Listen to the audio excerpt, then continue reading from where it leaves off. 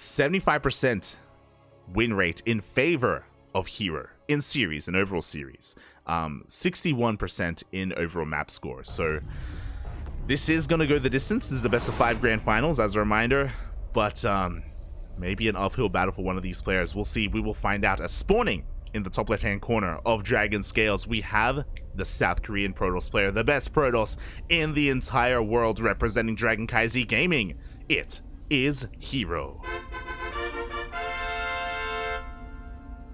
And spawning in the bottom right-hand corner of Dragon Scales, we have his opponent. We have the South Korean Zerg player, also representing CranKy Gaming, as they are teammates, the best Zerg player in all of South Korea. It is Dark. Let's go, Poppy. Let's go. So again, they face many times, and very rarely is it ever one-sided. Usually it's 3-2, 3-1, 2-1. Usually it goes the distance. Oh boy. But recently, herO has been having the edge over Dark. We have seen Dark struggle a little bit against herO at times. And a big reason for this is that, kind of like Classic, but in a different way, herO is very unpredictable as a player. He's very versatile. He has a lot of builds up his sleeve. Not just that, where Classic also has a lot of builds, as we saw in the previous series. Oh, I love this. Dark. He's hiding his drone. He's been bamboozled.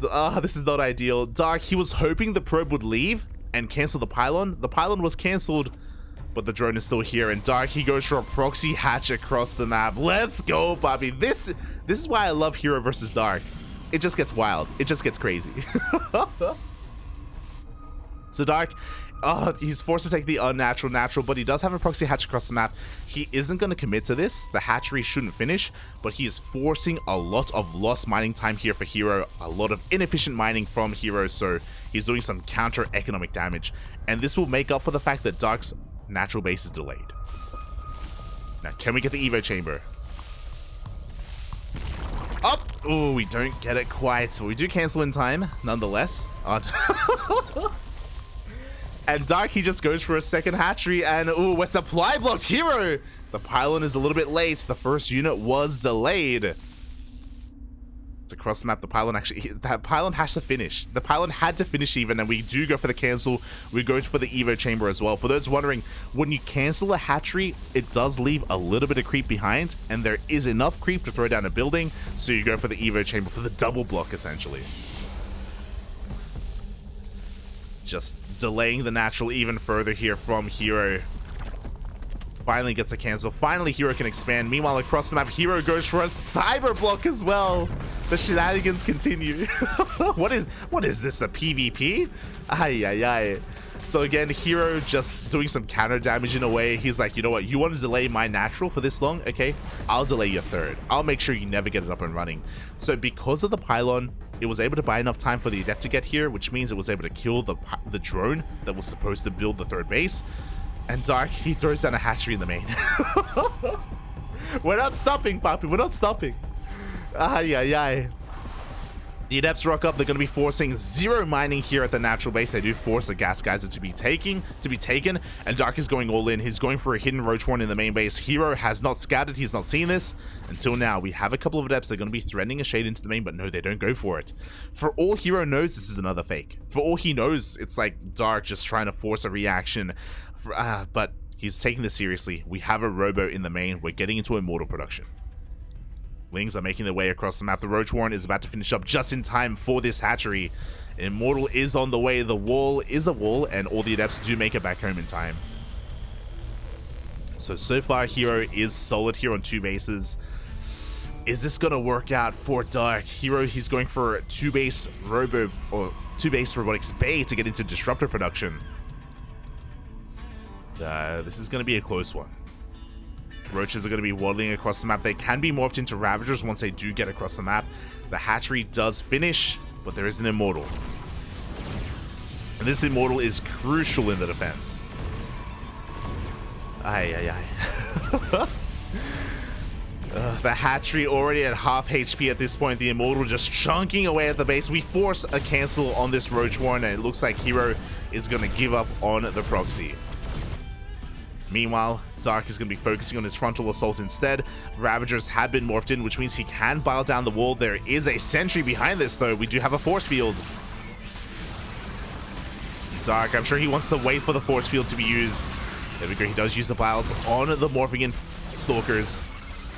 There is a bit of a way in, but again, we can still force field the ramp. We can still cut up this army. Oh, God. The longer this goes on, the better it's going to be for herO. The biles will connect, and we do depower everything. There is going to be no overcharge. Suddenly, there's no production available either. Oh, the prism, it powers the shield battery. Let's go. We do have an overcharge. But the biles will zone away that prism regardless. We get into the main base. The boys are being pulled, and the first disruptor has arrived. With the arrival of the disruptor, it looks like herO, he's going to be able to force this back. Everything gets cleaned up. GG gets called. And herO will take game number 1. This is what I mean when I say that herO versus Dark can get weird sometimes. Like, the game that we just saw, you're never going to see that with any other 2 players. This is like some Maru versus Bjorn sort of stuff, where like because they know each other so well, when Maru and Bjorn face off in TVTs, it also gets really weird, and we get a lot of metagaming going on as well. Likewise, just hyper aggression from both players, just tit for tat as well. And in the end, basically the proxy hatchery of Dark didn't come into play. herO was very quick to respond.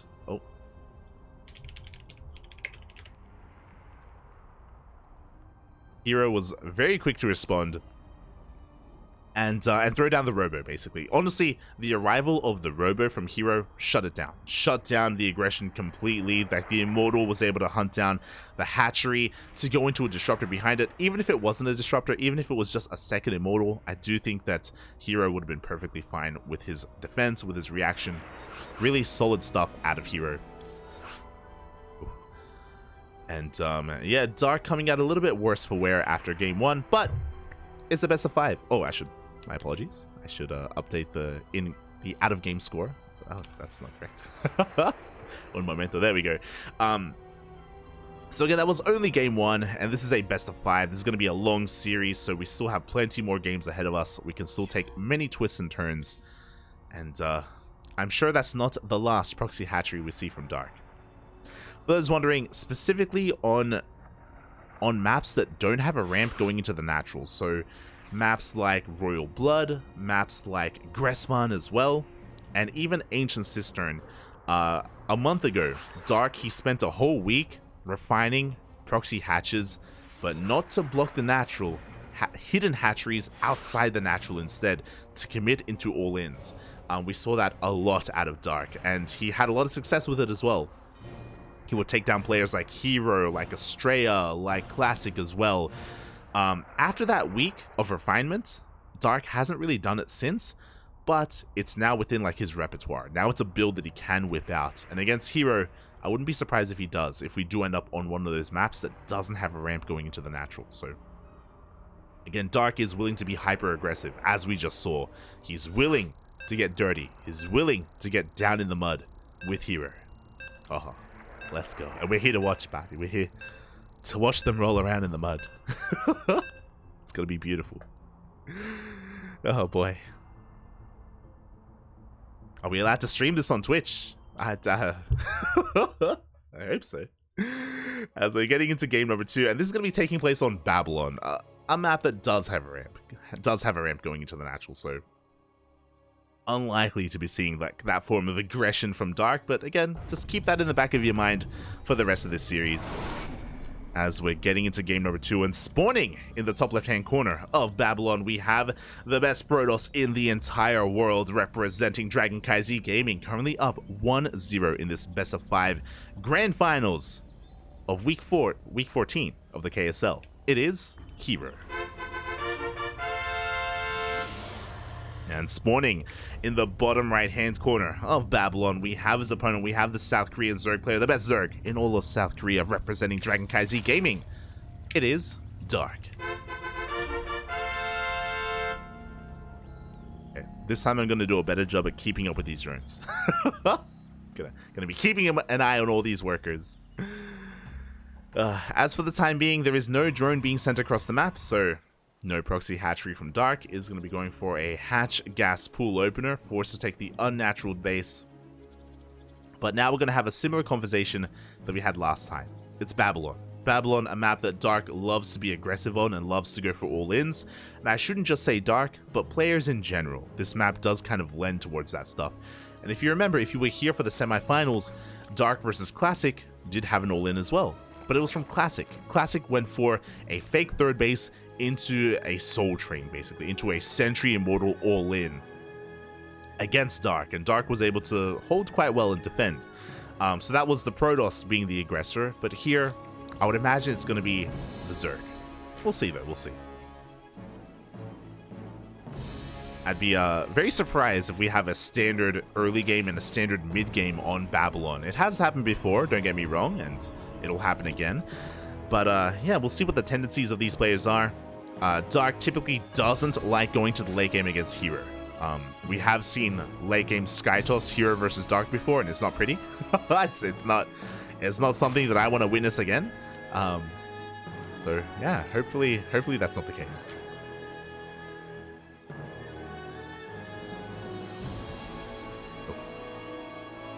As for the time being, Dark is just going to be saturating his bases. Hatch gas pool. He does pull out of gas once he has 100 gas, 4 link speed, so very efficient stuff here out of Dark. Meanwhile, across the map, herO is going for a Stargate opener, so nothing crazy at all. After a wild game 1, we're going to be calming down here in game 2. Going to be Chilean, papi, Chilean.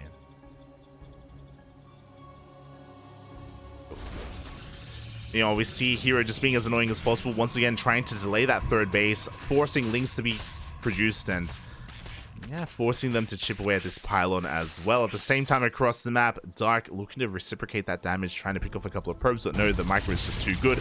The Adept gets here just in time, but the hatchery goes down. Oh, that was close. The goal here was for herO to buy enough time for the Adept to show up to kill that drone, but the drone survives and does get the hatchery. So pretty crisp stuff here out of Dark. Does get a kill on the Adept as well, so a bit of an overextension from herO. At the same time, the 2 links across the map from Dark were able to slip into the main base, and we did scout and confirm not just the initial tech, but also the initial unit. So Dark is aware of the Stargate opener into Oracle. Was able to get his third base up and running as well. And behind this, Dark is getting ready for said Oracle. We have spores on the way, queens being produced. Now, there is going to be a bit of an area that is vulnerable, of course, especially when we're main-outing workers over to the third base, but for the time being, Dark is safe and sound, and he's able to keep up with the Oracle harass. But it's herO we're talking about, and he just finds a way to do damage. He dips on in, he gets 1 drone, but ooh, he takes a lot of hits. That was not worth 1 worker. At least he keeps the Oracle alive, but just barely. Oh, herO, you need to calm down, buddy. Ay, ay, ay. Behind this, third base is being taken. Dark does get eyes on this. He tries to threaten it, but is unable to overpower those Adepts. And we have the second Oracle across the map. Gonna be finding some larva. 1 larva does go down. It's, you know, some damage, not too bad, but again, takes a lot of hits here from these queens. Dark with some great queen positioning. Behind this, do you see what I see? I see a lack of forage. Twilight Council, 4 gates. This looks like Glaive Adepts. We didn't pull out a gas though, but show us that upgrade. Show us what kind of tech we're working with as the first wave of Adepts are moving out across the map. Yep, there it is. Glaives are on the way. So this has been quite popular recently. We even saw, not Classic, Estrella. Estrella did this earlier today as well. No, sorry, not Estrella. Ranger, that's it. All the Protosses, they're blending together. Ranger did this earlier today. It is going to be a 4-gate Glaive Adept follow-up here. Never mind, we're committing quite hard. Usually, it's a Stargate opener into an Oracle into 4-gate Glaive Adept, and the strength behind it is how hidden it is, and it's the surprise factor can catch the Zerg player off guard. But Dark, he's going for his own all-in. So herO is going for a 6-gate Glaive all-in. Meanwhile, we have Lings and Queens waddling across the map. This third base is forfeit. It's going to be going down. herO just trying to harass across the map. The Oracles don't have that much NG as a result. Bailings are being morphed in. Dark wants this game to end before it really gets underway. Unfortunately, is going to be facing off against Glaive Adepts, and Adepts, they annihilate Lings. And here we go. Station Trap is going to be going off. It does connect with the Banelings. No, not like this. Dark, his entire army is rendered inert. He has nothing left. We do have more Lings in production, but this is being slowed down by so much. herO, he's given so much time. We're going for another warp in. We have more shield batteries on the way. Sentries are gathering up that energy for more force fields. And this is just not paying off here for Dark. The Banelings still have a lot of potential, but they can't get close. They can't get anywhere near this army, but here we go. They're going to be committing on 4. They will connect with some of these Adepts, but there's so much left over. And herO, he has 6 gates behind this. He can counterattack, he can hunt down every single one of these queens and go for a counterattack. Dark is going to be losing everything. Unfortunately, Dark, the last thing he expected was Glaive Adepts. He just didn't expect this kind of army. Again, that's kind of the strength of Glaive Adepts, is that usually it's +1 and Blink Stalkers. You know, that's the standard follow-up here from a Stargate opener, or +1 charge as well, one or the other. Glaive Adepts is, it doesn't have a lot of longevity. It doesn't scale well going into the mid game. But here in the early to mid game, this is where it really does excel, and we're just going to be zooming across the map. What do we have at home to defend? We do have some Banelings, thankfully for Dark, so he is going to be looking to catch those shades. But Dark is on the back foot. It looks like we will commit to the shade. The Lings are going to get completely cleaned up. The Banelings do find some good connections. Very nicely done here by Dark. At the same time, a Baneling run by 12 probes go down. Somehow, some way, Dark is coming back. He's clawing his way back into this. Let's go, Papi. Let's go. With 12 workers going down, suddenly the economic situation is much more even. herO is still ahead, don't get me wrong, but Dark is closing that gap. Meanwhile, we have +1 air attack on the way. herO, oh, he's an animal. The Adepts, they shade into the third base, but Banelings are here to stop him. They will find some pretty good connections. Roaches will be able to clean them up as well. Dark, very quick to pull away his workers. And this harassment is being shut down. Does herO care? I'm sure he does, because herO is transitioning into Sky Toss. We have 2 Stargates on the way and a Fleet Beacon, and herO just threw away his army. herO is very vulnerable to a counterattack right now, but Dark doesn't have his lair. He doesn't have roach speed. Dark isn't going to be moving out anytime soon, so herO is going to be able to get away with this, and he can begin carrier production. And this is such a smart transition as well. Like, the downside of committing into Glaives is, from the Protoss player is because it delays Blink, it delays Charge. Like, you have a really hard time transitioning into the mid game, but we're just skipping it entirely. It's like, who cares about Blink? Who cares about Charge? Who cares about Ground Toss? We're just going straight for the skies. And herO was able to deal enough damage to give him enough breathing room to do this, and we're making 3 carriers at a time as a result.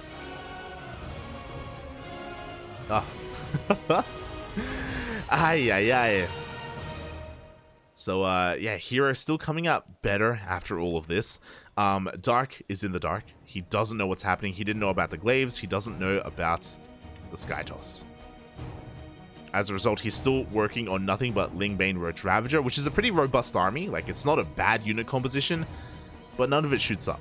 That's the problem. There's no Spire, there's no Hydra Den. There are a couple of Queens, sure. We're able to fend things off, but here we go. A very important scout from Dark. He does go across the map with that Overseer. He sees the carriers. The pressure is on Dark to make something happen with the Ling Roach. Spire gets thrown down immediately. He knows that he has to trade in some way, deny the 4th base if possible. If this 4th gets up and running unhindered, then Dark is just going to get further and further behind. Here we go. He does focus down the shield battery. He's going to be able to focus down the cannon as well. Dark doing a decent amount of damage. At the same time, Baneling run by. Oh, but this time herO is paying attention. This time, herO does defend. Oh boy. The pressure is on Dark. And that was a nice move. Unfortunately, this time it did not pay off. Spire is about to finish so we can get into Corruptor production, but we're going to be lacking upgrades. We're lacking creep as well. The first carrier in the middle of nowhere. Has to be careful. A little bit exposed. The Ling Roach is going to be able to catch the ground army as well. A great catch here from Dark. Oh, the force fields are looking even better though, and the Immortals will survive. My god. The control from herO, not just the force fields, but because the prism was around, he could save and preserve those Immortals. Dark is going to be losing the majority of his roaches. He has been pumping out queens. He has 16 corruptors on the way. And there's not enough to support this carrier army. Carriers are good, but they're not good on their own. We need either Void Rays or... Oh. Steel Stalker, man. We need Void Rays or Archons. Preferably Archons. And there we go. 2 High Templar are being morphed in. Archons are on the way, but we need more than this. Without them, these carriers are vulnerable to the Corruptors. Here we go. Dark has maxed out. He's looking to dive on top of these carriers. The Biles are looking to connect as well, and they will get a carrier. Overcharges pop behind this, and it looks like, oh, the carrier, the second one will barely go down. But it costs a lot of Corruptors. That was a big investment from Dark. I'm afraid to look, but I will. 12 Corruptors for 2 carriers. Ooh, that was a big loss for Dark, and as you can see, Dark doesn't have a gas bank. He doesn't have the best economy behind this to sustain those losses. He's taking 4 gases as we speak, but he needed this earlier. He needed to drone up earlier as well, like, but he couldn't because he needed an army. Like, it's what happens when you're behind. Like, Dark, he has very limited lava to work with. He needs everything. He needs army, he needs economy, as he's trying to get back into his gas production to be able to sustain these economic losses, to be able to sustain these corruptor losses. Meanwhile, herO is sitting back pretty on 4 base economy. That Archon count is getting higher. As Dark is looking for another way in. Again, Dark doesn't want to take this lying down. He is still looking for some damage. Another Bailing run by can work wonders for him. And there we go. Bailings are being morphed here towards the south, heading towards that 4th base. herO is moving a little bit out of position. Dark is trying to distract him. He's trying to bring his attention over towards the right-hand side. The Bailings are rolling on in. Dark rotating over towards the 3rd base, and there's no reaction. Oh! 7 probes are going to go down. Not bad. I'm sure Dark wanted a little bit more, but that is what we're going to be getting here for the time being. Meanwhile, herO, he's committing with his army. He's going for a massive counterattack. Nova goes off, shaving off a good chunk of roaches.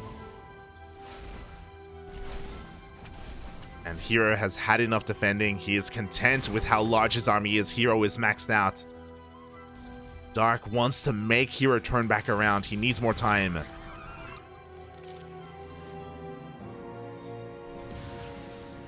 But herO is not giving him that time, as we do see a good chunk of Zealots being called out, so a decent trade here from Dark.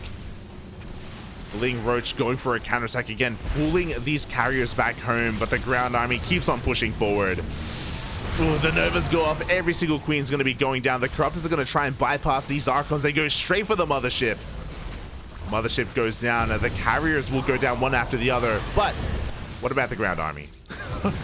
Suddenly, it's not about the carriers anymore. They're all going to go down because there are no Archons here. We do see a counterattack is being held, and GG gets called. herO will take game number 2. 1 game away from taking the entire series. GG. Ugh. Again, just a rough follow-up there from Dark after a failed all-in. Waddling across the map with his queens, going for his Ling Bane. Alas, was unable to deal enough damage with it. It did set him behind, and he was playing catch-up ever since. That's basically what happened. He was just struggling to catch up to herO, and herO with a really smart transition to Skytoss. I was talking about how oh,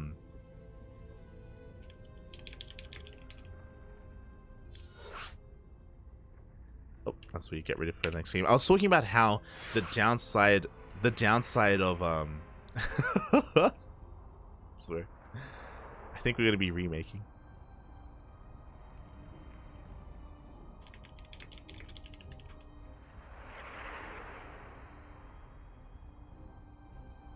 What's I gonna say? Oh yeah. I was gonna say, as I believe we're gonna be remaking.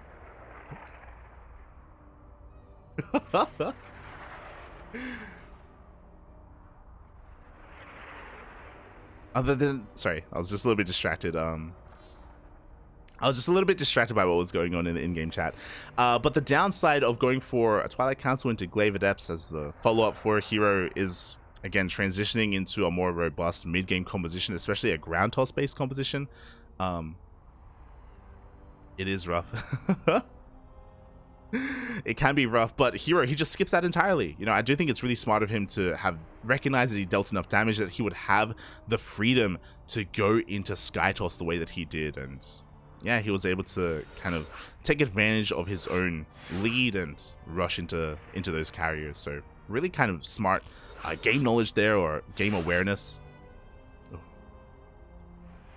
from herO.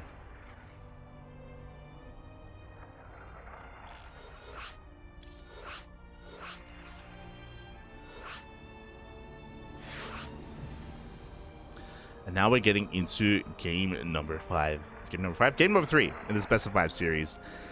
Potentially the final game. Potentially. Like, Dark, he has it within him to bring it back here. And we are on Gressvan. Oh. I'm ready, Papi. I'm ready. Show me the way, Papi. Show me the way. Is Dark willing to proxy hatch in game 3 when he's up against the wall? It would be a really risky move, and I'm concerned. I'm quite concerned here if Dark does go for it. In general, one more loss and that is it. That is going to be the run over. That's going to be the end of the tournament, and it's going to spell victory for herO. Dark has to bring it back here and now. He has to pull off the reverse sweep, or at least win 2 games to force the ace match. We'll see if he can. Dark, he needs your energy. He needs your support in the chat. He needs it all, papi. Ugh. Let's go. Let's go.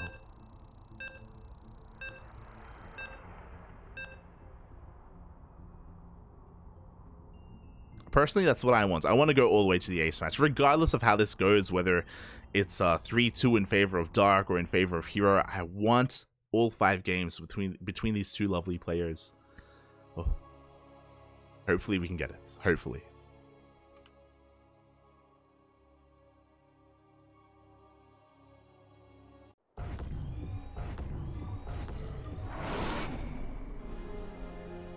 And here we go, spawning in the top left-hand corner of Gressvan. We have the South Korean Protoss player, the best Protoss in the entire world, representing CranKy Gaming, leading the series 2-0, 1 game away from becoming this week's KSL champion. It is herO.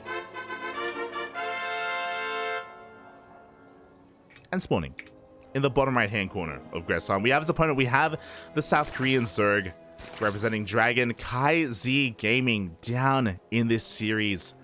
Needs to bring it back here and now. It is Dark.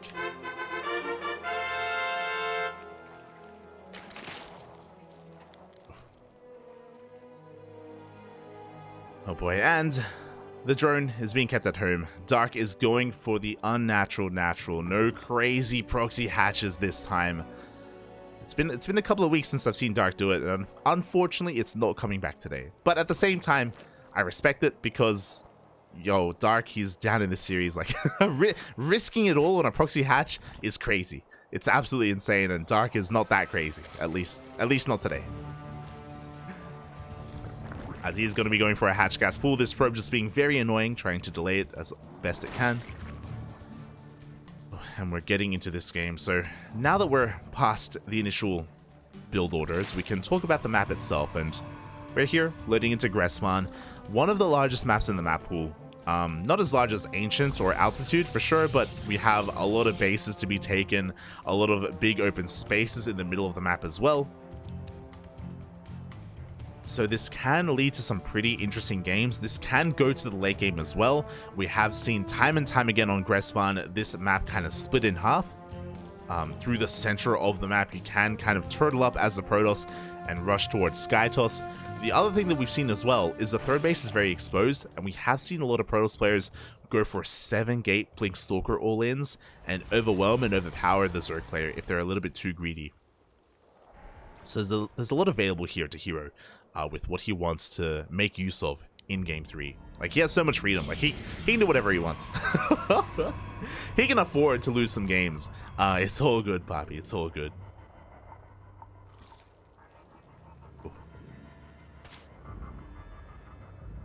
So we'll see how this does unfold. As for the time being, everything's looking quite standard. Hatch gas pool from Dark, pulling out at 100, exactly 100 gas. Oh, you'll love to see it. In the last games, he was pulling out with like 4 gas or something left over, but not this time, not this time. Meanwhile, back at home, herO going for a gate expand into a Stargate. Again, very economic, very standard openers here from all of our players. herO has not diverged into a Twilight Council opener yet this series, or even a Robo opener. So everything's looking normal for the time being. herO is setting up to expand and take a third base. His first couple of adepts are going to be shading across the map, actually, so they're not going to be back at home to keep this third base safe and sound. So he is going to be a little bit vulnerable to these Lings, but Dark should also be forced to react to these adepts and bring the Lings back home to defend. As the adepts turn back around. Yeah. The adepts will turn back around just to make sure the third base gets up and running. Meanwhile, the first Oracle is about to hit the field. Dark already ready with his queens. 2 queens here at the third base. We have 1 queen at the main, but we also have a spore to make up for that. So yeah, Dark should be safe and sound. Shouldn't be losing too much, and herO goes for the revelation, doesn't try to risk it, and doesn't go for any economic damage. At the same time, we do have a lot of Lings across the map. They're going to be getting a decent surround on these adepts, but we have a third adept joining the fray, and we're going to clean up the adepts, but we shouldn't do more damage than that. The second Oracle shows up just in time, but these Lings got some good value for themselves. 2 adepts is definitely worth it here for Dark. Trading minerals for gas. Likewise, behind this, we have an Evo chamber. We have Dark going into +1, or setting up for +1 melee, as he has in the past. And behind this, herO is going to be throwing down that Twilight Council. Now, that was a Twilight Council after the third base, so this shouldn't be for glaives, and there we go. It is going to be a forge behind this as well. So herO is going to be taking into either Blink for Blink Stalkers, or Charge for Chargelets. One of the two.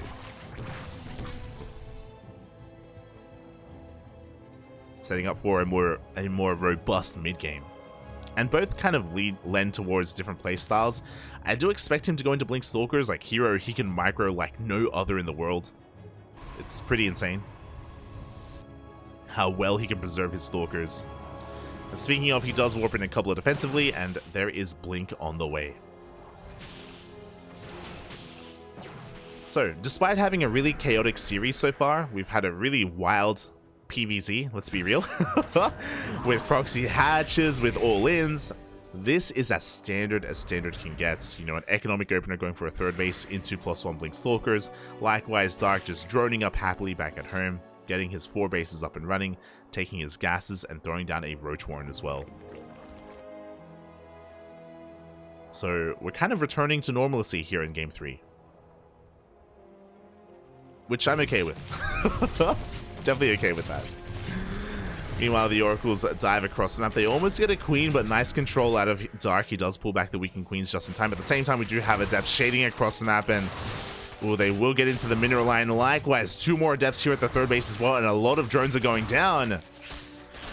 Oh, it looks like one of these adepts is going to get surrounded, but 9 drones here. 10 drones. Well worth it for herO. We were talking about it earlier, but adepts, they do kind of run out of longevity, or they don't have too much longevity at all in PvZ. They do get outscaled in the mid game, so you want to get rid of them, and to trade out these adepts for drone kills is well worth it for herO. Meanwhile, we're not done. The Oracles dip into the main base. Another couple of drones go down. 14 in total. Basically, an entire mineral line has gone down for Dark. And back at home, herO is actually going for a more defensive style of play. What do I mean by that? herO has delayed his additional gateways. He's getting into them now, but he prioritized his Robo and his Bay instead. So he's going to be getting into double Colossi production. Oh boy. And he's going to have some really strong timings available. He's going to have a strong timing with 2 Colossi and then 4 Colossi. Both of those can hit very hard here for the Protoss. As Dark is being quite greedy. I love this here from Dark. He has recognized how passive herO has been. He sees that there's no 4th base yet, but we should be seeing one momentarily. And Dark is rushing into an infestation pit. He's going into the Hive. Now, even though earlier today we did see Dark use the Hive to go into Ultras, he's not quite set up for that here, and this isn't the best map for it. So this should be just for Adrenal to go into Vipers as well, and maybe even slip into Hydras and Lurkers. But you know, we don't want to get too ahead of ourselves. The Hive is still on the way for now. We have a Prism threatening the main base at the same time. A Blink Stalker is going to be clearing up some creep here in the center of the map, just distracting Dark, but no, he is not distracted. He does spot that Prism, and he's going to be able to rotate over in time. Prism is being forced back. Oracle is going to be threatening the fresh bases of Dark, but again, there are plenty of spores already. hero's being forced back. But again, herO was feigning aggression. We were talking about this. He delayed his gateways on purpose. He's been delaying warp-ins as well. He hasn't been warping in too much at all until now, and we can see why, because he was waiting for the Templar Archives for Archons. Again, he was waiting for his first 2 Colossi. We mentioned it. There are 2 timings, one with 2 Colossi, the other with 4. And they can hit very hard as hero's moving out across the map. He hasn't lost much at all this game. And now his army has been revealed. Now we got a lot of links to defend. Dark is setting up for... It looks like he wants to set up for a surround. But that's what the Colossi are for. Here we go. We're looking to break on into the 3rd base. Dark getting ready to come in from behind. Stasis Trap does get triggered. And we'll see what kind of positioning we get to work with here. The Colossi just laying siege upon those Lings. The Vipers are coming in. They do have energy, and they do go for the Yoink. They get the Prism. They do cancel the Warp in, and the full surround is upon us. Dark is looking to completely shut this down. herO just overcommitting, overextending, is going to lose everything. I was really concerned, but I love that Dark went for the Abduct on the Prism of all things. If there was another warp in, look how close this was. Look how few units we have left here for Dark. It would have been so close. But alas, the warp in was cancelled. Dark swallows up the army. And now we can go for a counterattack. And now herO is on the back foot. That was a very committed push because there's no 4th. We're pretty all in, to be honest. Like, there's no reason not to have a 4th base right now. So herO, he makes it immortal. He's going for another push. And this is going to be the final push of the game. It either ends the game in favor of herO or Dark, one way or the other. And Dark just has such a commanding position right now. He's going to be pushing forward. He's going to be shutting this down once again. And Dark is looking to fight back in this series. I was really concerned about a 3-0. I was concerned that the series would be over before it really began.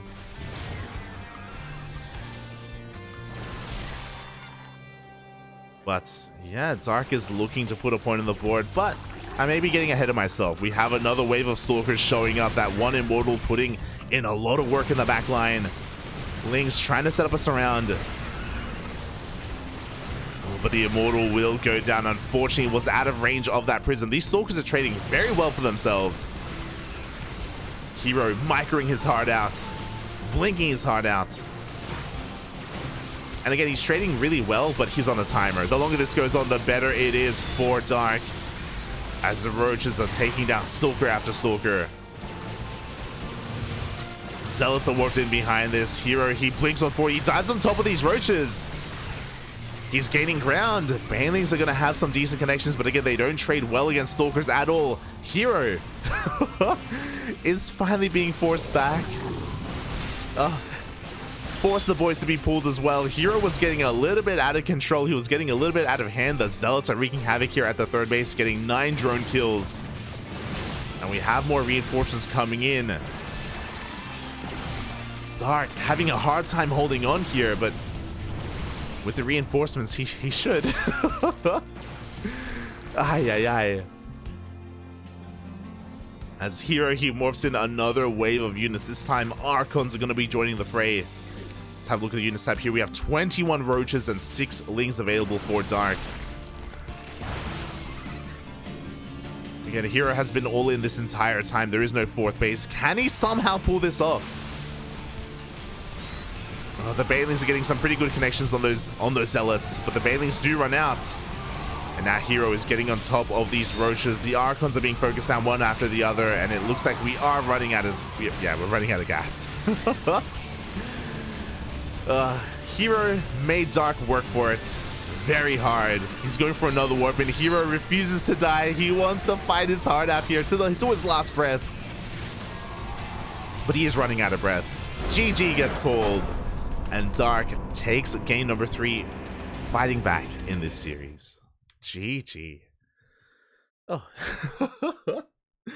herO really made him work for it, though. He really did. I was getting really concerned. A lot of Roaches were going down. Dark was not trading efficiently at all. The Zealots were getting out of control in the mineral lines. Oh, that was, yeah, I was getting a little bit scary towards the end, but with that, Dark, he fights back. We are now 1-2. He needs to win one more game to force the ace match. Can we get there? And we go all the way.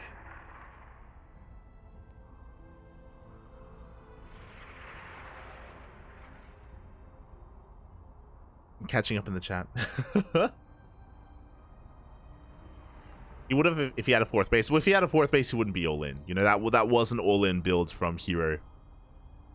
He wasn't really looking to go into a longer game. He was looking to end the game with that Colossus push. But alas, we saw that Dark, he wasn't caught being too greedy. He wasn't caught droning. He had a beautiful surround as well. Swallowed up the army of herO. Oh. And just like that, we're getting into game number 4. And we're going to be getting into one of Dark's favorite maps. Let's go, Papi. We're going to be loading in to Ancient Cistern. Hello, Arcaz in the chat. Thank you, Papi. Thank you. I appreciate it. Shout out to all the first-time viewers here on the stream. Thank you. Thank you. Hope you're enjoying yourselves. For those wondering, if you're here for the first time, the Korean StarCraft League, it's a weekly tournament, a weekly Korean league, and we do cast it every single week here on the CranKy Ducklings. Oh boy, your weekly dose of Korean StarCraft. And here we go. We're going to be continuing the grand finals, and spawning in the top right-hand corner of Ancient Cistern, we have the South Korean Protoss player representing CranKy Gaming. Still one game away from becoming this week's champion. It is herO. And spawning in the bottom left-hand corner, we have his opponent. We have the South Korean Zerg player representing CranKy Gaming, putting a point on the board. Let's go, Papi. Looking to make the dream of reality and make that comeback happen. The best Zerg player in all of South Korea representing CranKy Gaming. It is Dark.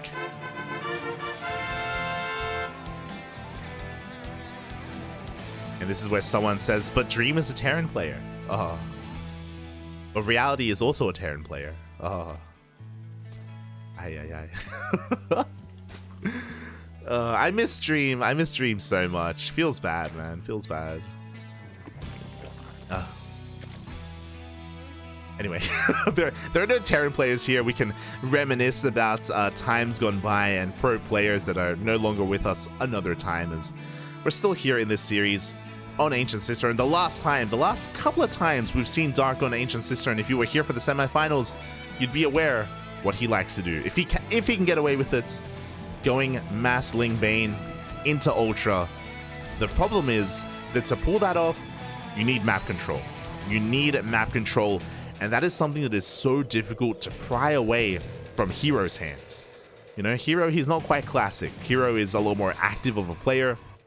He's very, very micro-oriented. He has arguably the best Protoss micro in the world as well, the best control. So it's going to be difficult for Dark to get away with that.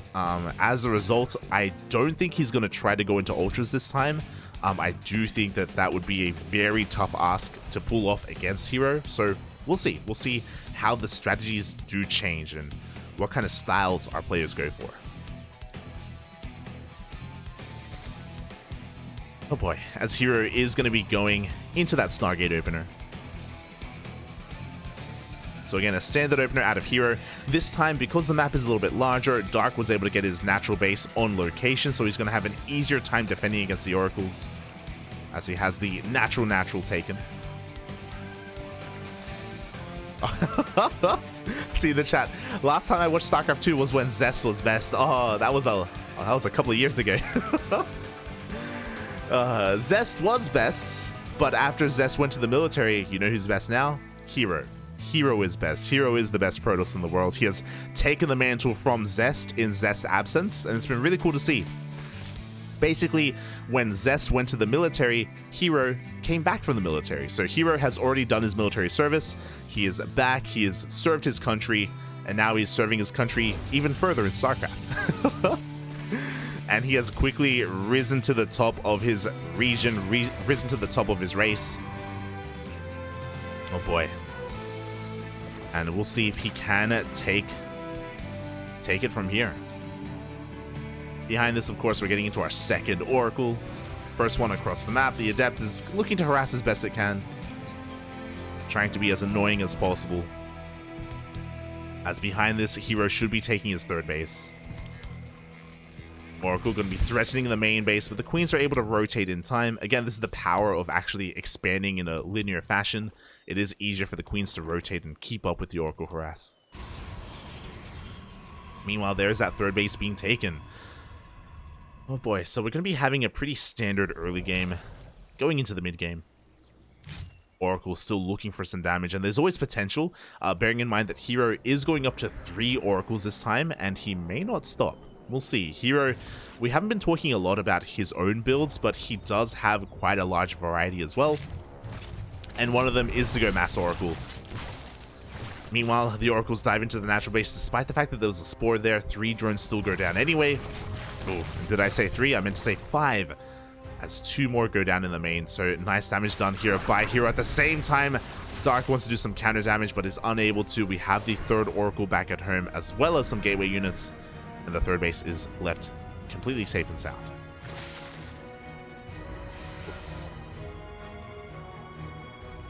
So herO doing some nice damage and coming out ahead. As long as he keeps his Oracles alive, he will have some good trades, and he is able to escape the clutches of the Queen just in time. Oh no. He's an animal, Poppy. He's an animal. We have Adepts looking to wreak havoc here at the third base and the natural. It looks like at the third they're going to be cleaned up, but here at the natural they're going uncontested. 1 drone is going to be going down. A lot of lost mining time, and if you can see the production tab, you can see why I reacted the way that I did. We have Sky Toss. Second Stargate, Fleet Beacon, +1 air attack on the way.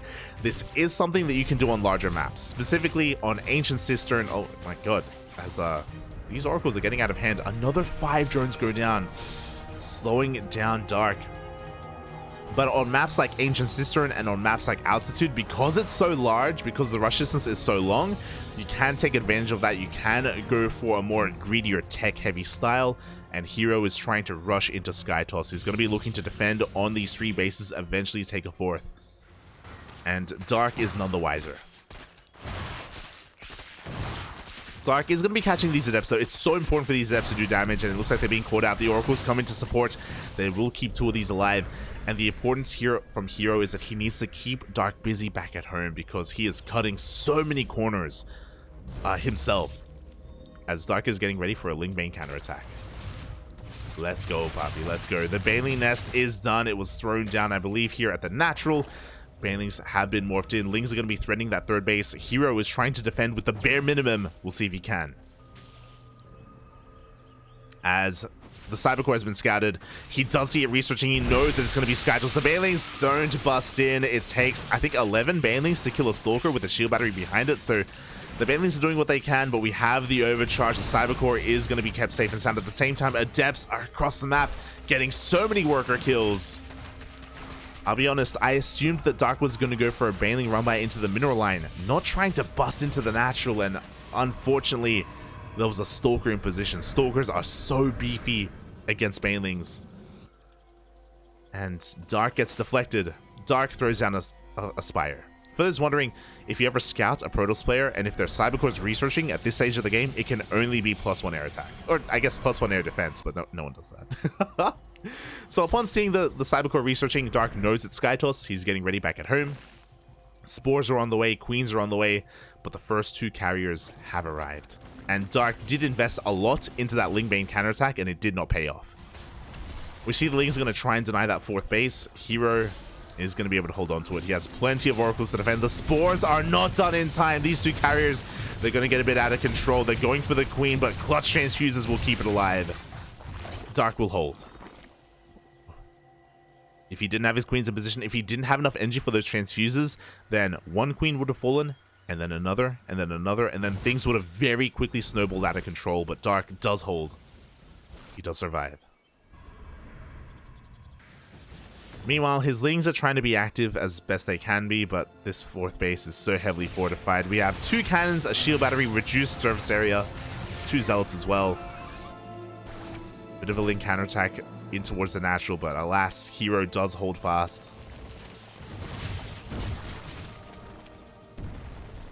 And yeah, hero's going to be able to get away with that 4th base. Behind this though, Dark is getting into his corruptors. I love how active he's being with these spores. This is something that a lot of players do. It's like an oversight from a lot of players, but spores, they can be unborrowed. And especially this early on, when you don't have that many spores, it's so important to rotate them around and keep up with these carriers. Otherwise, you're going to have to spend and waste so much money making an even amount of spores at both bases, which Dark will eventually do, but he doesn't have the economy for that right now, so he has to rotate. He has to be as active as possible with those spores. Make sure they're always where they need to be. Meanwhile, Dark is falling behind economically. We're even on bases, which is always a better thing for the Protoss. Dark needs a 5th base. Meanwhile, that's an interesting skin. The Corruptors, they've got booster packs. Oh my god. Do they go faster? So shout out to the skin that Dark's using. He shuts down the Prism. He's going towards the main base. The goal here to catch some reinforcing carriers. But there's no carriers in production. Oh, he's going to be able to lay siege upon the tech. We do force a recall. And before that recall happens, are we going to get... We do get the Templar Archives. Great pick off there from Dark. He does get 2 carriers as well. Can he get a 3rd? Oh, can he get a 4th?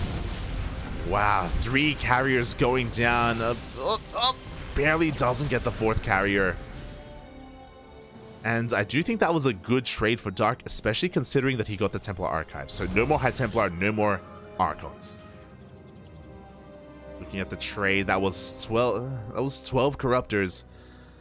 A lot of gas, but he did get 3 carriers, so it looks like herO doesn't have the momentum he really needs to go for a big counterattack. He's going to be dancing with the army. Corruptors are going to keep him busy. Meanwhile, back at home, Dark is going to be going for Ultras. So there are different ways to go about this. You can go Corruptor Lurker, you can go Corruptor Broodlord, or you can go Corruptor Lurker. And sorry, Ultra. And Ultras require less tech. As you can imagine, a Lurker Den Lurkers require a Lurker Den and a Hydra Den as well. Likewise, Broodlords require a greater Spire. And right now we're focusing on, you know, refining our Corruptors, so it makes sense for Dark to go into Ultras instead to help deal with the ground army. They all kind of serve the same purpose, just kind of different play styles or different tech avenues to deal with the ground toss army supporting the carriers. Well, as we're getting into Immortal production, we're working towards the Mothership as well. Dark is slowly getting his 5th up and running, but because he doesn't have a 5th base, he doesn't have a bank. It does mean that if Dark trades a little bit too inefficiently, he's going to have a hard time remaxing. Lings are threatening to catch an army. We do see the 5th base is going to be going down for herO. Once again, a great pick off by these Corruptors. Meanwhile, the Ling counterattack. The wall is not a wall, and the Lings are getting into the main. They're getting into the natural. herO completely out of position, and he just recalled. If you remember, he recalled to clean up the Corruptors in the main. There is no way back. There's no way home. Natural is compromised. We do see herO trying to commit to the fight. He does go for the recall in the end, as it does just barely come off cooldown. He will protect the main. Where did he... Oh, he recalled towards the 3rd, actually. Towards the 4th, even. So not quite in position. He's going to be able to deal with these Ultras, but the Mothership is going to go down. Minus 400, minus 400. We did not rebuild those carriers, and looks like we may not need them. Oh, as the Ultras are overextending, pushing into shield batteries, pushing into overcharge. Dark has to be careful. He has had a great couple of moments. He took down 2 Nexi in the blink of an eye. He took down a carrier and a mothership. And he's remaxing with Ling Ultra. I love that he's not overcommitting into the Corruptors. He knows, he recognizes that that herO isn't making any more Sky Toss units. It's all about the ground toss.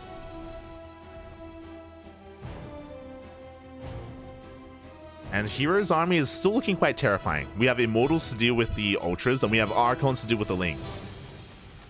But herO's, once again, out of position. The Lings, they're flooding into the main. A massive gaping hole into the main base is going to be abused. And it is forcing herO back home.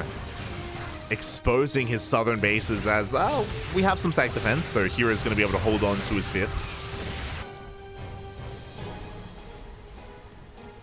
Dark has to be very careful with his army movement, trying to catch out some of these units. The Ultras diving on in once again. The final carrier is going to go down. We are no longer focused on the skies. And earlier we had a failed Ling run by, but now we have an Ultra run by instead to try and deal with this base. The Immortals heavily out of position. They're not really here to support this, and yeah, the 5th base is going to be going down. The Ultras, they get the hell out of there. It's really cool to see. So the Ultras, they only dealt with the shield batteries and the cannons, and then the Lings came in to clean everything else up. Meanwhile, the main army for herO is still pretty terrifying, and he's going to be able to catch some of these Ultras. A little bit of miscontrol there from Dark. He knows he can't hold on to this base. He does evacuate. Meanwhile, another Ling counterattack. Oh my god, herO is just too spread thin. Time and time again, Dark is just abusing how large this map is. Ultras are being caught out time and time again. The main base is under threat from these Lings. herO has to turn back around once again. And as his main army turns around, it exposes his fetch mining bases, and Dark, he just keeps bouncing back and forth between the northern and southern bases. herO, he just can't keep up. He doesn't have the supply to keep up. A lot of this is just because he doesn't have a wall. If he had a wall here, he would be sitting back so pretty. He wouldn't have to worry about his main base, but alas, it's not meant to be. Now he's being forced pretty all in. Like, he's going to be pretty committed with this push. And here we go. The Vipers have arrived. Yoinks on the Immortals. There is no way out. As the Immortals fall one after another. The Archons weren't here to support the Immortals either, and as herO comes in a little bit disjointed, he is being cleaned up. Main base gonna be going down, and Dark! Give this man Ancient Cistern. He can make some magic happen. He can find a way to make Ultras. He can find a way to make Ultras on Ancient Cistern as well, regardless of the situation. GG gets called, and Dark takes game number 4. We're going to the ace match. Let's go, Poppy. Let's go. GG, well played. Shout out to herO, as he successfully did get away with taking into Sky Toss, taking into carriers. Like, he made it there in a pretty good position. But it was the constant counterattacks. It was the destruction of the natural wall that really did open up so many possibilities for Dark. Like, he just had free reign of just bouncing between the bases, the main, the natural, the 4th base, the 5th. Just pulling herO back and forth time and time again. And he just couldn't really recover from that point. He was having a really hard time establishing and solidifying his bases once his natural was broken. And yeah, that was kind of the game-winning move for Dark. Because herO kept being pulled back and forth, it kept exposing so many units as well. So we saw like 2 or 3 Immortals being caught out here and there. The Mothership, the Carriers, Archons as well. Like, his army was so disjointed. It was so chaotic. His army was like lost and confused. And as a result, Dark was taking full advantage of him. And with that, we're going to the ace match. We're going to the final game of the tournament, of the series. Game 5. Going to be taking place on altitude. Oh boy. For the first time tonight, this has been consistently vetoed by every single player in the best of 3s, but here in a best of 5, we're not afraid. We're taking to the skies we're getting cold. Wear your jackets, wear your jumpers. Look after yourselves, people, because we're going to altitude.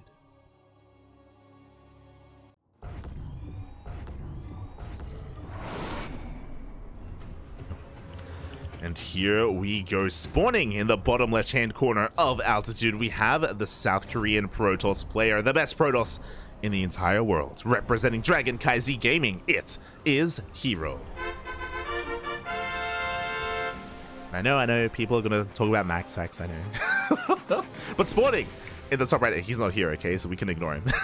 Spawning in the top right-hand corner of altitude, we have the best Zerg player in all of Korea, representing CranKy Gaming. He was down 0-2 in the finals in this series. He was up against the wall.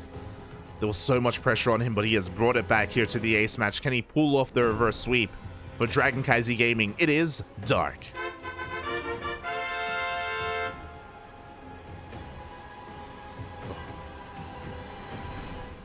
Hi. Here we go. Altitude, the largest map in the map pool. Earlier we were talking about how, you know, Dark is very fond of going ultras on large maps like Ancient Cistern. Likewise, can say the same about Altitude as well, but Altitude is a bit of a different beast. It's quite large, a lot of attack paths, very open in the center of the map, a lot of bases to be taken. But because of the Zonagas, because of the watchtowers, because of a lot of the base positioning as well, and because of all these choke points, it is, I would say, easier for a player like herO to turtle up on 4 bases. To wall off here at these ramps, entering his 3rd, entering his 4th, and do something like rush into Skytoss. Now, there are different ways to be greedy in PvZ. It doesn't have to be rushing. We've been seeing a lot of Skytoss today, I understand.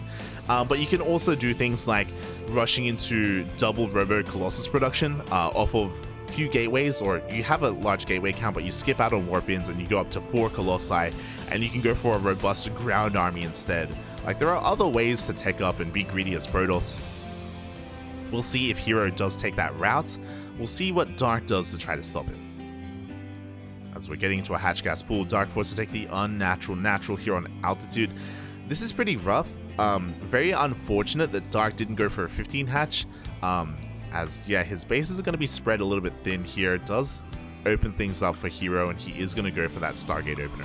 So far, consistently, every single game so far, herO has gone for the Stargate, and it makes sense. For those wondering if you're, you know, maybe learning some PvZ, this is kind of the more macroeconomic opener. There are a lot of branching paths from here. You can be aggressive from this point and go for an all-in, but for the most part, this is stock standard. You are just given so much freedom and maneuverability and options with oracles. Like, oracles shut down any kind of Ling aggression, so you can take a 3rd base really quickly, and they can also get out of control across the map and do a lot of economic damage as well. They just provide you so much map control. And with that, we are going to be seeing an oracle first coming out from herO.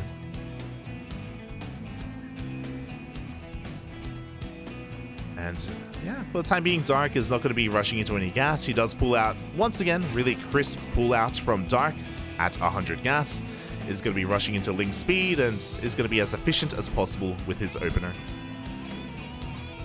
Throwing down his spores and getting in position with his queens. As we have 1 spore in each base, we're going to have 2 queens here at the 3rd, only 1 queen in the main. And hopefully Dark can keep up with this oracle, and hopefully it doesn't get too out of hand. As the first oracle zooms across the map, at the same time Dark goes for a counterattack. There are some adepts, but they're being pulled out of position. Dark, he wants to surround. Oh, and he will get it. Just barely. The adepts don't get behind that mineral line. 1 adept goes down, so will the 2nd. Good trades out of Dark, just catching herO out of position. Doesn't deny the 3rd, but he does get a kill on those 2 adepts, and those are adepts that should not be dying. Meanwhile, the oracle's across the map and is going to get a couple of drone kills. 3 drones do go down for a little bit of hull damage. Not too bad here from herO. Has to be careful though. Has to keep that oracle topped up. And behind this, we have our transition. It is going to be the Twilight Council and the Forge, so this is not going to be for Glaive Adepts. This should be for either Blink Stalkers or Chargelets. So a pretty standard follow-up, all things considered. Nothing out of the norm for herO. He's going to be threatening a shade with these adepts. He's going to be sharking around with 2 oracles. His weakened oracle will stay at home and make sure that any kind of ling run by doesn't get out of hand, and that the third base is safe and sound. So nice shuffling of units here from herO. As, ooh, he's going to be delaying the 4th base. Does get a kill on that would-be hatchery drone. And he could even get a second drone as well. Oh, oof. Very quick reaction there out of herO.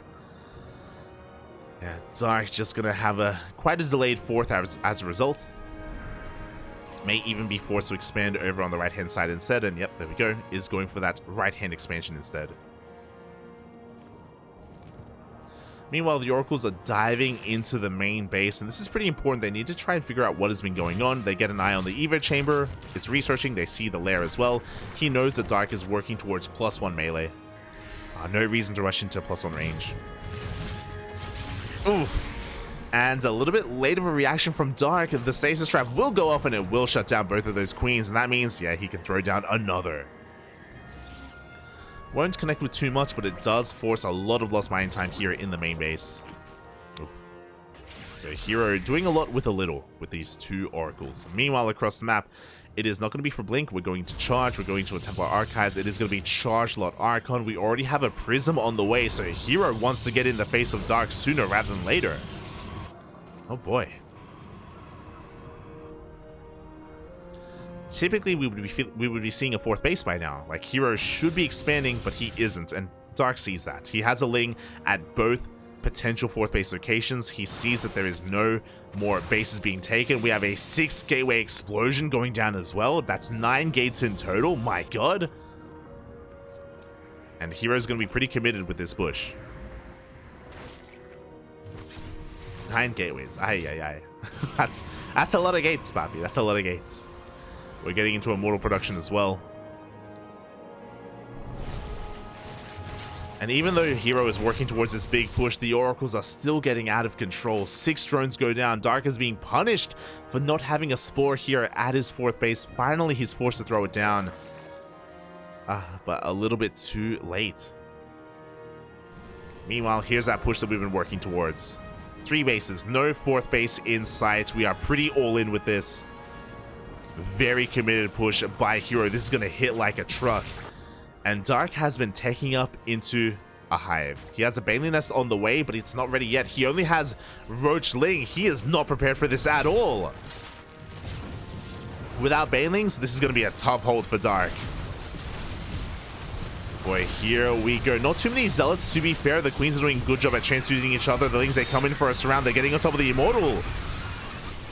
The Oracles are running out of energy, but the Lings get cleaned up, and it looks like herO is getting out of control. Again, without Banelings, Dark, he just didn't really have enough to hold on. He was being a little bit too greedy. He did see the lack of 4th, but he wasn't able to piece it all together. The Baneling Nest finishes now, but there are no Lings. There are no Lings available. We do have Zealots being split off, wreaking havoc here at the 3rd base. At the same time, herO is breaking into the natural. Oof. And Dark just doesn't have the, whether it's the units that he needs or the numbers he needs either. As the 3rd base is forfeit, we do see these roaches trading quite well. Like, Dark has been kind of reducing his losses quite heavily here, even saving the majority of his drones. So Dark is trading as efficiently as possible. He is forcing herO back. This base is going to be going down, but that roach army is getting larger and larger. Oh boy. It was a tight hold. Don't get me wrong, it was a very tight hold. The infestation bit's going to be going down. We have another warp in coming in from herO. Oh, he still has that Immortal. Dark is still having a hard time pushing all this back. But he slowly is. At least until the Zealots come in. There we go. An Archon goes down. herO is being forced back. And he's committing. I thought it was going to take a 4th base behind this, but no, he goes for another massive warp in of Zealots. Meanwhile, those drones, they went on a trip. They came back. He's pulling the boys. And a great hold position as well. These roaches doing so well with that wall of drones. But the hatchery goes down. And Dark should have lost a lot more. These drones that were saved, I can't believe they lived.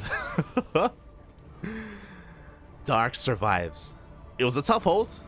He lost a hatchery. He lost, let's quickly have a look here. He lost 75 lings, 48 roaches, 9 drones, 5 queens, and a hatchery. But he lives, and that's what's important. But to be fair, because herO did so much damage, he can expand. He has done enough damage to transition. This was initially all in, and herO would have preferred to kill Dark and end the game, and he almost did. He straight up almost ended the game. But now, the game will continue, and Dark, herO, after doing so much damage, we know what he wants to do. Oh, the Sky Toss. Is going to be transitioning into Sky Toss. Carrier production has commenced. Dark is back home licking his wounds, trying to re-establish his fourth. Oof. And the Prism does dive into the main, just keeping Dark's attention back at home while herO techs up and gets away with Sky Toss. And Dark is none the wiser. It's going to be on Dark to figure out what's going on. Does he have an Overseer? He does not. So he doesn't have Overlord speed either. So it's going to be a while before Dark can figure out what is happening.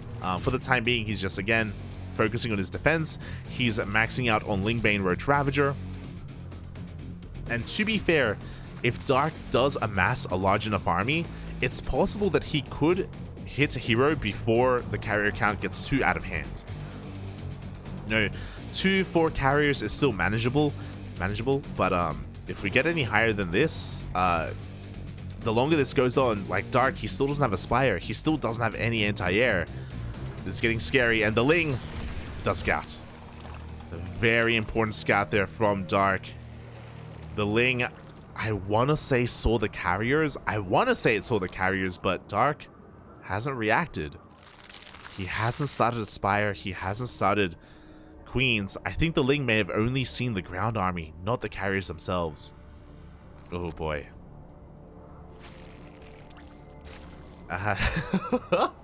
He needs to know, Bobby. He needs to know. And here we go. The carriers are about to reveal themselves. So herO is kind enough to show his hand to Dark. And now Dark knows. He knows for certain what's going on. There we go. Spores are being thrown down in a panic. But it may be too late. We have a bit of a Lingbane counterattack on their left-hand side. But the carriers are pushing through the center. Vials are going to be connecting with the carriers. Good connections overall on that first carrier.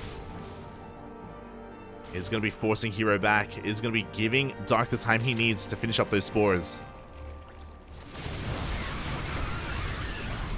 Oh my god, as once again the Vials, they connect and they take down a carrier. This should not be happening. herO slipping up a little bit with his control. At the same time, a massive Baneling counterattack as well. We're rolling into the middle line. Can we connect with the probes? Up. We want to, but it looks like we will not. The Banelings do go down in time. herO loses only 3 workers. And Dark, if I'm not mistaken, still hasn't thrown down a Spire. Nope. Just pure Lingbane Roach Ravager. Dark right now, he is hoping, he wants to try to pull apart herO, keep him at home. Nice round by these Lings. As Dark is forced to rebuild that Infestation Pit. And to be fair, herO hasn't made too many Sky Toss units. He only has 3 carriers and 4 Void Rays. Like, he doesn't have too much in the air. So Corruptors aren't the most necessary units, but they will help. As herO has maxed out, he's pushing out across the map with everything he has, and again, there is no secure way to deal with any of these Sky Toss units. He has Ravagers, and hey, he biled down 1 carrier. Maybe he can do it again. Spores are repositioning. Biles are raining down on the army of herO. Some of them will connect, but there's just too much Protoss on the ground. There is too much herO. And not enough Lingbane, not enough anti-air, not enough Zerg, as Dark is being forced into his own natural. Dark did so well. He did so well fighting back in this series and making this go all the way to the ace match, making this go all the way to game 5, but it's not going to be enough. GG gets called, and herO will take the series 3-2, and he's going to be this week's KSL champion. GG, well played. Dark was a worthy opponent, though. He was a worthy challenger. He made herO work for it, made him go all the way to the ace match, and I think a lot of us were, I was counting Dark out. I was like, mate, he's down 0-2. Is it gonna be a short night? Is it gonna end here and now? I was really concerned that it would be over before it really began. But GG, well played. Congratulations to herO for making it, or for becoming this week's champion, and a shout out to Dark for, again, fighting back hard and almost pulling off the reverse sweep. Here on altitude was a little bit rough. Again, Dark didn't recognize the 3-base all-in until it was too late, and as a result, he had a really tough hold. He did hold in the end, but he did lose a lot. He lost his infestation pit, he lost his hatchery, he lost a lot of drones, and he did trade very inefficiently with his army. So it was a rough road to recovery there from Dark. Definitely possible if he had realized what herO was doing, because again, herO, he hid his initial 3-base all-in, and then he also hid his Skytoss transition as well, so Dark just wasn't really ready for that either. Oh, GG, well played. But yeah, congratulations, and I hope everyone in the chat enjoyed themselves. If you did, consider following us here on our platforms. We are live multiple times a day, every day here on the CranKy Ducklings, whether it's with KSL or World Team League or Kung Fu Cup, ESL Open Cup Asia, ESL Open Cup Americas. We host our own tournaments, and we're going to go offline for a second because we're going to be back in a couple of minutes with another tournament. We're not done. We're nowhere close. As it usually is the case here on the CranKy Ducklings, we have multiple broadcasts a day, and coming up next, we're going to be casting the Rice Cup. It's going to be an amateur tournament, so we were able to sink our teeth into some pro Korean on Korean action. Coming up next, we're going to have some more amateur play instead. For those wondering, the Rice Cup is a bronze to diamond tournament that is held every 2 weeks, and I believe this week it is going to be a little bit different. It's going to be a bronze to 4.4k MMR. So the organizer of the Rice Cup has opened the tournament up to Masters 3 players, essentially. So yeah, you know, it's a little bit more fun, it's a little bit more chill, more laid back. It's not as serious because, you know, we're not casting professionals. We're a little bit more lenient with our casting as well, because we don't want to roast players for like being inefficient, because, you know, it's amateur player. It's like I'm not gonna go ham on a diamond player for not being efficient with his build. But yeah, we do like to have a lot of fun here. So coming up next is going to be the Rice Cup, but I know a lot of people are only here for the pro play, and yeah, I hope you guys enjoyed yourselves. If you enjoyed our cast, then the CranKy Ducklings all over the place. We're the CranKy Ducklings on Twitter, Facebook, Instagram. We have a YouTube channel for all of our VODs, and we have a Discord server where you can interact with us outside of just the stream. And of course, here on our Twitch channel, we're live every day, multiple times a day. We cast more StarCraft than any other channel, and that's something I take some pride in. I like some time off, but yeah, typically we would have 3 broadcasts today. It would be KSL into Rice Cup into World Team League, but if you were here last night, you would know that World Team League has been rescheduled. Usually WTL is Friday, Saturday, and Sunday, but this week WTL is Friday, Monday, Tuesday. For whatever reason, I think there's some other events going on, so World Team League has been rescheduled to Monday and Tuesday. And that means that I don't have to cast for like 12 hours in a row. Let's go, Papi. Let's go. It means that I can have some rest tonight. Thankfully. But yeah, I hope everyone enjoyed themselves. Again, ! socials in the chat. Shout out to Nish as well. I don't know if Nish is still streaming, but shout out to Nish because he is the StarCraft Observer, for those who don't know, and he usually does restream, I think, Chicken Man's channel or Dave Testa's channel for KSL. Usually KSL is restreamed to TikTok. That's it, to TikTok. And today Nish did ask permission to restream us on TikTok instead, just because we were casting a different series. So thank you, Nish. Thank you for restreaming. I hope everyone on TikTok had a good time as well. Again, Nish, I think he only restreams KSL, so if you're enjoying the casting and if you want some more, then consider following us here on Twitch instead. And again, thank you, Nish. Thank you. Papito. Gracias. I'll send him a message as well. So yeah, with that, we are now done for our first broadcast of the day. Oh, also, sorry, my apologies. I have to fix up the out-of-game score. Choose a prediction. Wow, predictions were 50-50. Damn, we were cut in half here, but shout out to people that did predict accurately in the finals. I'm here from the TikTok stream. Much awesome cause. Oh, thank you so much. Thank you for dropping by. I hope you guys enjoyed yourselves, and thank you. We do our best here on the CranKy Ducklings. Again, we're going to be turning off the stream for a moment because I do have to turn on a delay. KSL doesn't require any delay, but we will have a delay on for our amateur broadcast, just to make sure no one, you know, uses the stream for any kind of advantage or anything like that. So the stream will be going down for a moment as we do set up for our next cast.